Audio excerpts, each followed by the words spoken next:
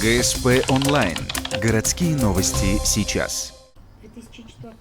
В Ухтинском отделе Следственного комитета продолжается расследование преступления, совершенного в отношении 15-летнего юноши. Напомним, все случилось 5 мая в гаражном массиве возле Ухтинского торгового центра. Пострадавшим оказался уроженец Троицко-Печорского района, приехавший в Ухту на майские праздники. Вместе с другом юноша гулял по крышам гаражей. Тут же была компания других ребят, которые вели себя шумно. Один из владельцев гаража сделал подросткам замечание, на что услышал в свой адрес нецензурную брань, а после мальчишки и вовсе стали кидать в авто мужчины камни. Недолго думая, ухтинец вошел в свой гараж и достал гладкоствольное ружье, которое хранил незаконно. По его словам, оружие он пару лет назад нашел на дороге, никогда из него не стрелял. Мужчина зарядил ружье и вышел на улицу со словами «Вы что здесь делаете?».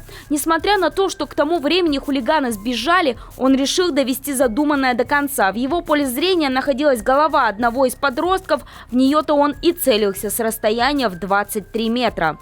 Часть дроби, которая вылетела из ружья, получается, попала в крышу, часть прилетела выше молодых людей, ну и одна дробь задела молодого человека, попала ему в лобную область, и при этом проникающая, то есть она остановилась между костью лба и мозгом, ну не задела мозг.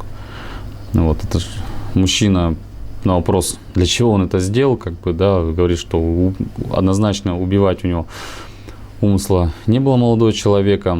Пострадавшему 15-летнему юноше помогли продавцы магазина, которые промыли рану, сделали перевязку, а потом вызвали скорую и полицию. Мужчина в это время с места скрылся. Сначала ухтинец 1975 года рождения, который ранее не привлекался ни к уголовной, ни к административной ответственности, вину не признавал. Говорил, что стрелял в воздух, но после предъявления обвинения отпираться перестал.